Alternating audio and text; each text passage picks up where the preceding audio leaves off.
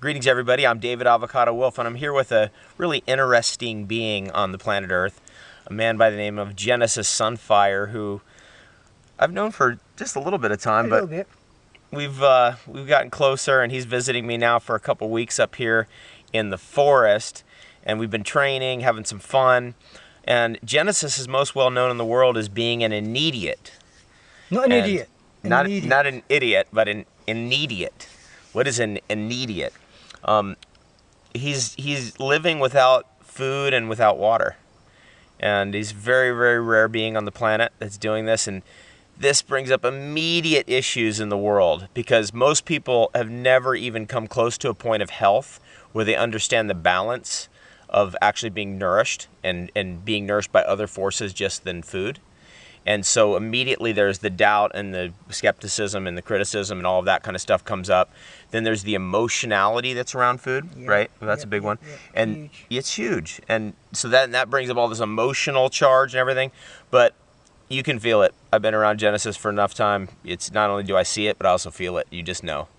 And if you're a person who's open to the human potential, then I think this is going to be something you're going to get a great deal of education about by watching this video.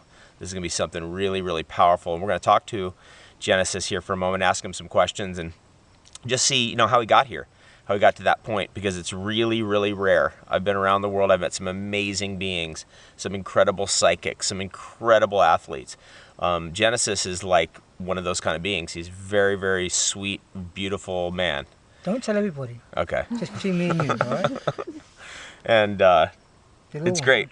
So let's just jump right into it. I mean, I'm curious about how you got started in life. Like, you were born in London, weren't you? Peckham. In Peckham, okay. Sunny Peckham. Peckham. Southeast London. Yeah, what can you say about that? Had no kind of spiritual background, no esoterical background, no New Age stuff. It was just pure hard knocks, school of hard knocks. So did you grow up on the street? Were you was it that kind of situation? Would you grow up through sports? I grew up through everything, the street, through sports. So, jack of all trades. Jack of all trades, okay. Absolute jack of all trades. How did you get interested in nutrition? I wasn't. Okay. I wasn't. This whole thing found me. Okay. It kind of came into your reality. Yeah. Like I say, I had no New Age background. I had no idea what all this is about. It just found me, and I had the choice. It's like Neo and Morpheus. I had the choice to take the red pill or the blue pill. So which one did you take? I think the red pill. I think it was the red pill. And that's how it all started. It was all a gradual, intuitive transition. Step by step. Step by step. But you're an athlete, though, so you have a lot of body consciousness, right? Being an athlete, you're a rugby player. Former rugby league player, yeah. Okay. Former professional rugby league player. Yeah, professional rugby league. So yeah. Genesis has a lot of strength. He's got an amazing physique, and he has a lot of history in sports, right? Yeah. And that's part of it too. If you're an athlete, I think maybe you get a little bit more body consciousness. You're aware about food a little bit more than just most people, right? Here's the thing, David. Here's the thing. The universe picked the right guy for this, because in life, generally,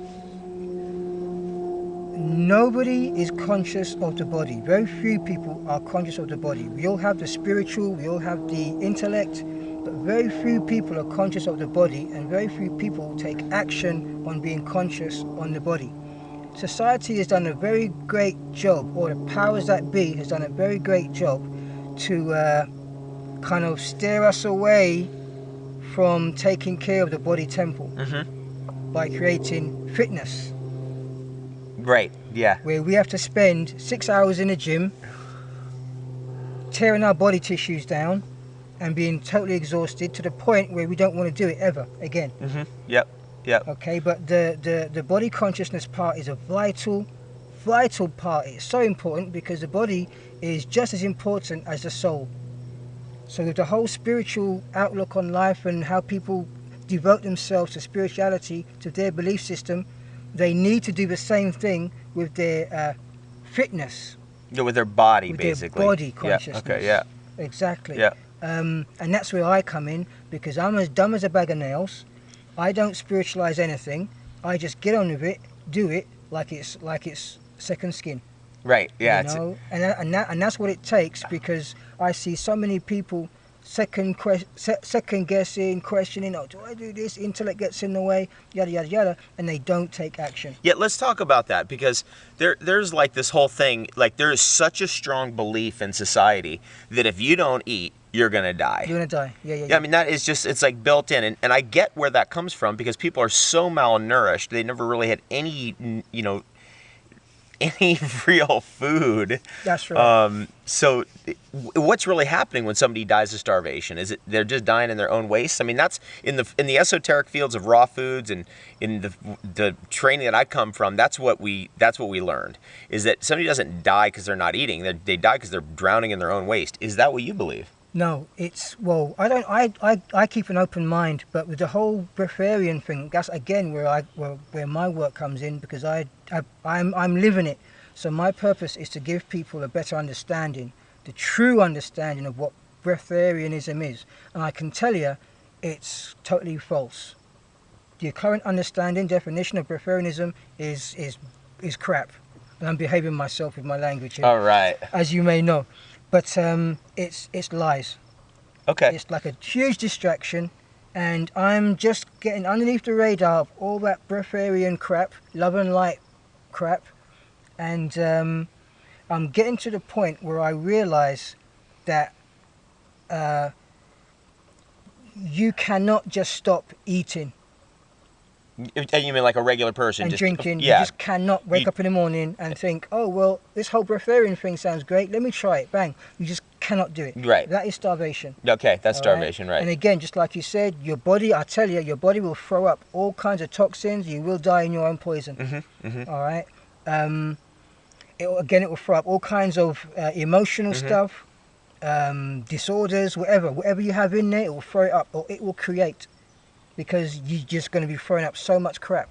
So you got to go at it step by step. I mean, your journey has been a step-by-step approach. It's been evolution. And it's what's interesting about it is that all those years of reading about Giri Bala and all these incredible idiots of the past, is that they didn't have what you have, which is they didn't have the background of raw foods and liquidarianism and the whole piece of cleansing. That would seem to be the most obvious part of the whole puzzle, and you've gone through that part. Yeah.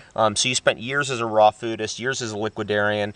Tell us about that. Tell us about the cleansing process that you've been through and how many years that has gone on. I tell you, it's been going on for over a decade, and it's stuff that people don't want to do. Okay. It makes me scared to even talk about it, because I know it for sure. It's a lot of what people just don't want to do. It's hard work. It's hard work. Okay, so you mean like just cleansing the your rigor, colon, yeah, cleansing your colon, being dedicated to getting up every morning, and doing it, going through the process. It's not sexy and it's not cute. You know, you're gonna feel like crap for a long periods of time, but it's a process you've got to go through if you want to see light at the end of a tunnel. And even me now, I'm still going through my processes. I think that's something that people don't really understand. It's an ongoing thing, but it's a commitment. I mess up a lot, but it's things that you just have to keep battling. You really, once you start seeing past society, past what's been set up, and you start actually spending more time with yourself, who you really are, getting comfortable with yourself, then you will fight for yourself. Okay, so let's get into that. Like, what motivates you? I mean, that comes up a lot. Is like you have something that's driving you through that tunnel to that light on the other side, and what you're doing and being around you is there's a phenomenon that's ongoing that is around you. It is. It's like, I've been around some of the great psychics in the world, and it's a phenomenon that occurs in a moment or here and there, but you've got something that's going on. You're going through a process that I feel, or is it like some kind of thing that's going on around you? It's incredible. And it's going on all the time. It's incredible. Yeah, it's incredible. So what's that thing that drives you through to the light? It's the universe, and it's my higher self. Okay. Period.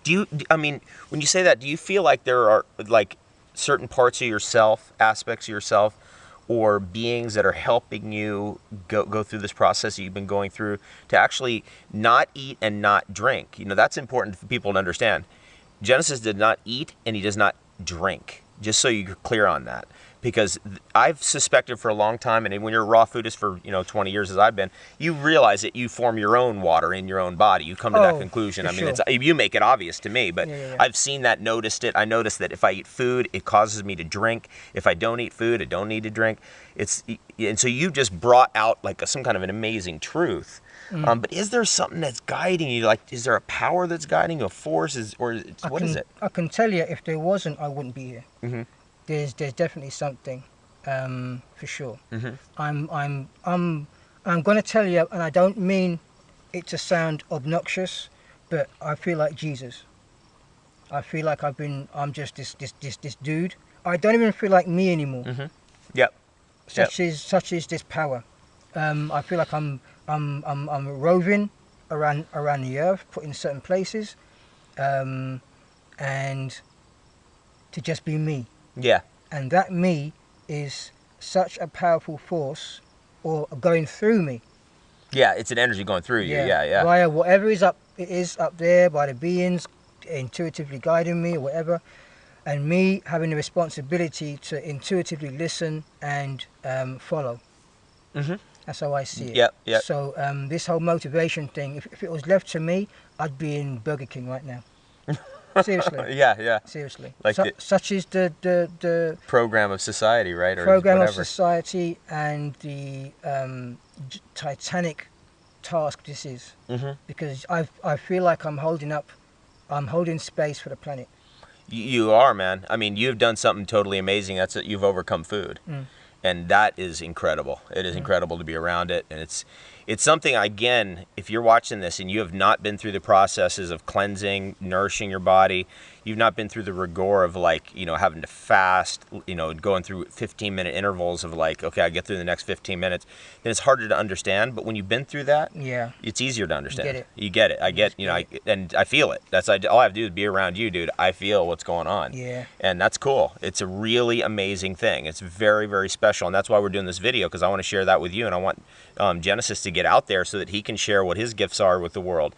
Now, you're also an incredibly gifted and handsome fitness instructor. You're like a personal trainer, and you've been training me. We've been doing some interesting stuff. We've been doing some hot stuff. Yeah. I can tell you that now.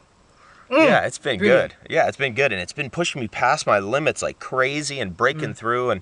And what you've been saying to me, and we'll cut some of that footage into here, is it's not about fitness, it's about enlightenment, whatever that means, right? Enlightenment, just pushing yourself past whatever you think the barriers are, and you're just a living testament to doing that. You've pushed yourself past barriers. It's outrageous. Now let's talk about the things that come up for people out there. Like, okay, what about, do you pee? Do you poop? Are you like a normal person like that? And we're not going to answer that question because I want everybody to be uncertain. Me too. It's a crap question. It is. It's like asking Usain Bolt, how many races have you lost? It's like, these are just things that people don't think about. I'm going through a heck of a lot, and not many people know what I go through because I make it look so easy.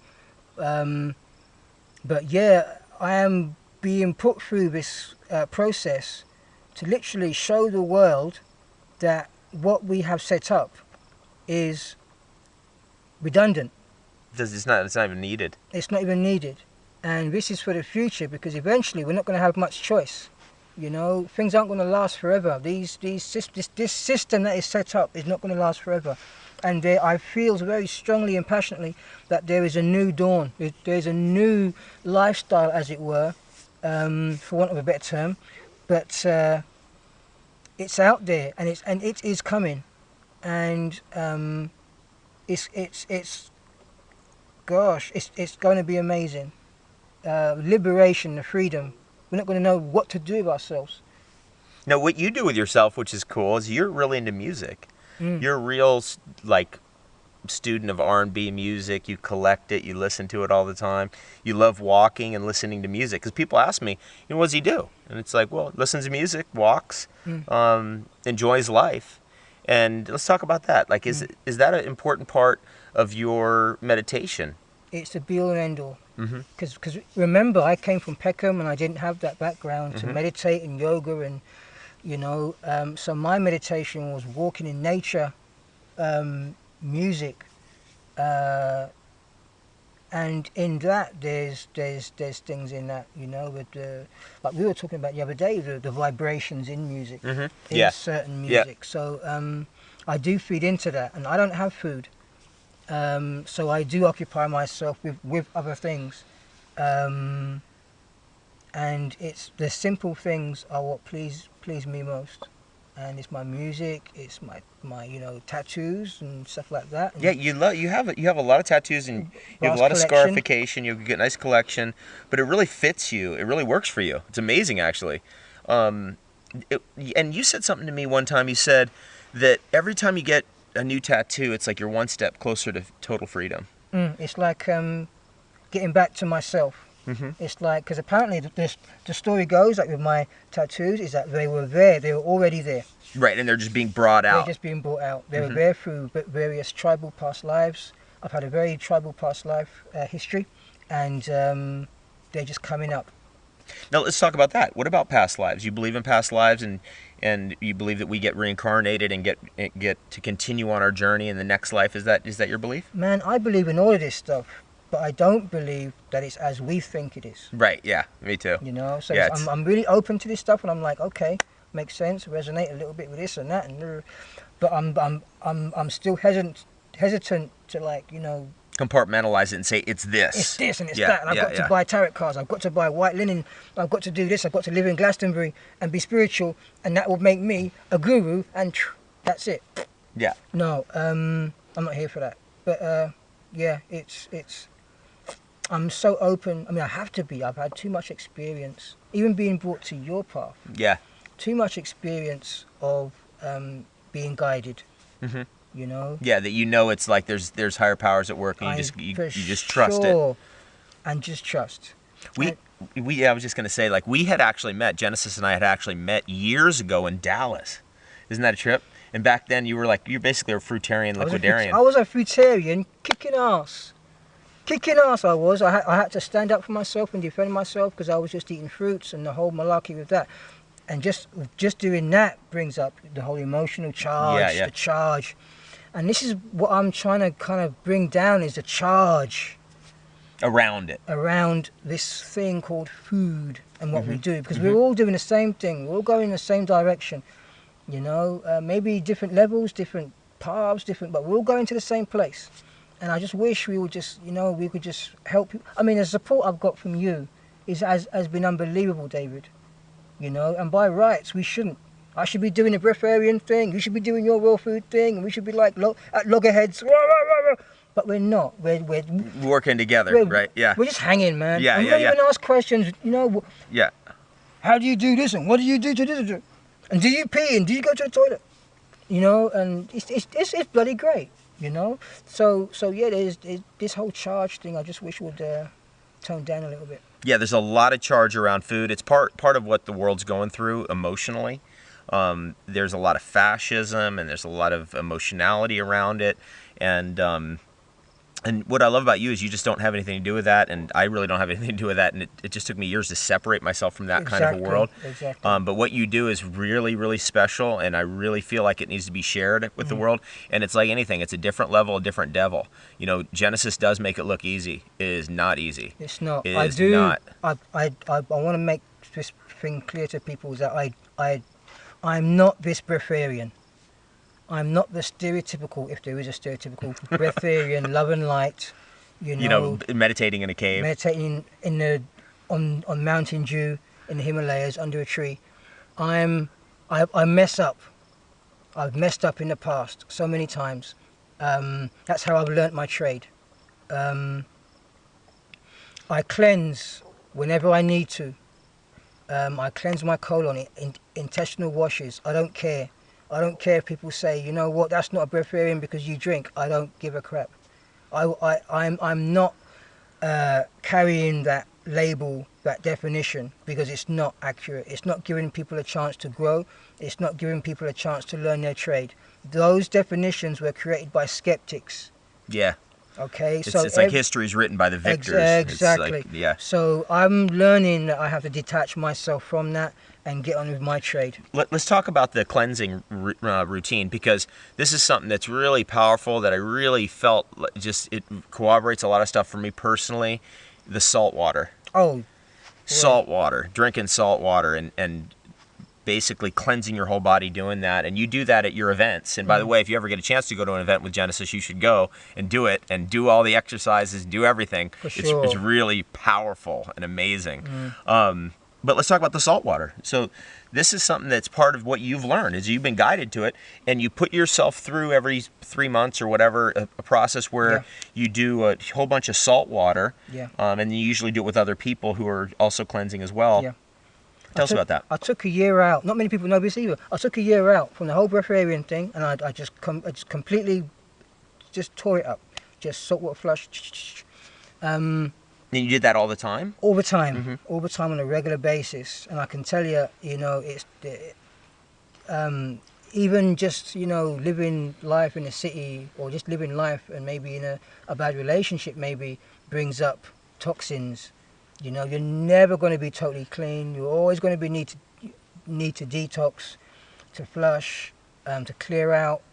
Again, this is why the whole breatharian thing I'm not too kosher with, you know. So, how much do you usually do? Like, if you're going to do a saltwater flush, do you drink a gallon in a day? No. Oh, well, me, yeah. Yeah. Well, not anymore. I'll probably do 4 liters at best. Okay, that's about a gallon. Okay. Yeah, that's so close. 4 liters at best. It's just something I swear by. Completely swear by. I swear by it too. I Yeah. do. I think it's absolutely amazing how salt water can cleanse you. I'm an absolute fan of it and a big believer in it. And this whole thing about salt and all the whole malarkey around salt is also very, very dangerous for people, because you can actually get into a lot of trouble from having too little salt. You can get adrenally fatigued. You can get excessively thin. You trouble holding water under your body. There's all kinds of problems there, just from a nutritional perspective. But there's also the cleansing of salt. I mean, salt is a great neutralizer. There's just something in it, man. Yeah. It's magic. I don't know the technicalities, and I don't claim to, but I just know because I've been guided to it. My experience of it and guiding other people through it, it's amazing. Let's talk about like the years you've been going through this. I mean, it's been years. It has, yeah.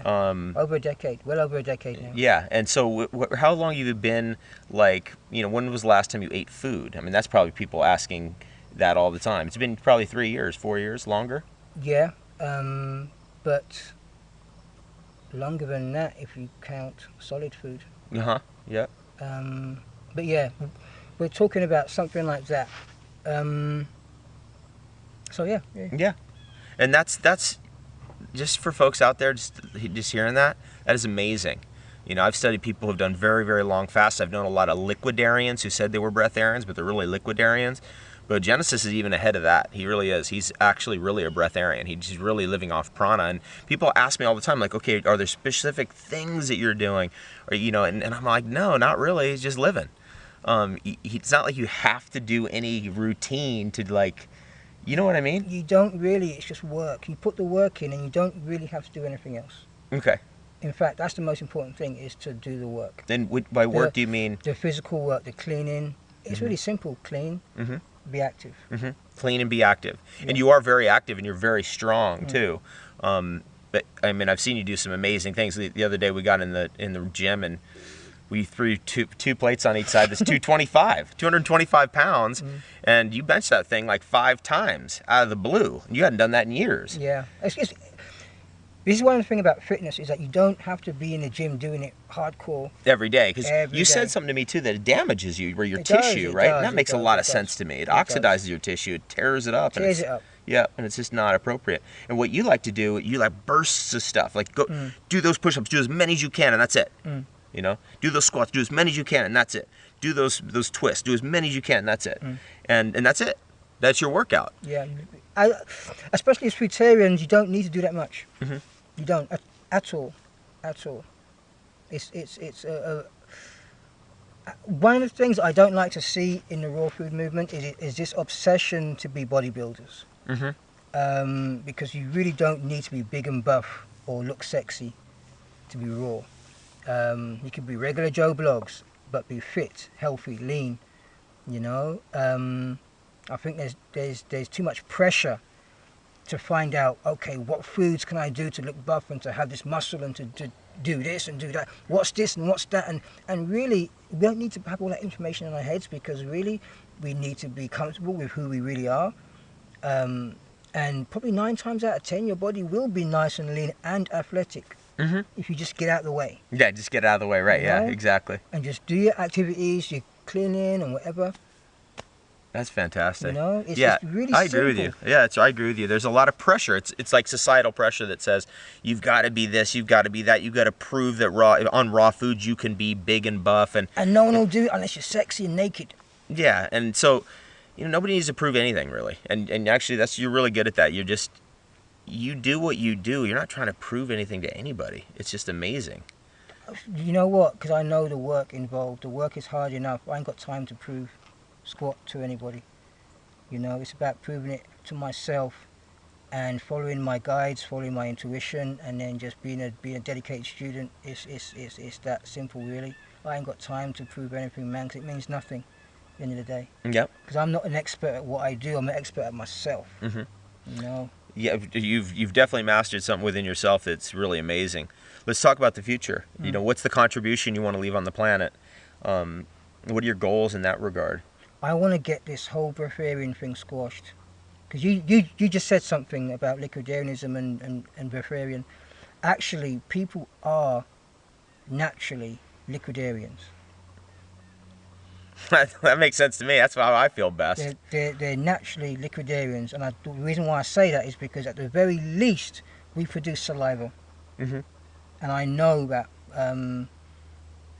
you probably know too that amount of saliva that you produce is enough to get you through the day. Right. Yeah. It's actually you've said that to me, and you're right. That There's actually, nothing when you're healthy and you're in balance and you've been nourished, your saliva actually is enough to actually hydrate you. So technically, you could say you're a liquidarian. Yeah. Right. Okay. Right. That's how I justify that labeling.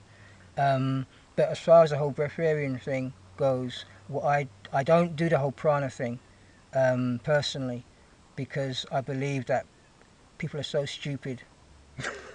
Seriously, people are so stupid. They don't need that in a way, as far as my work goes.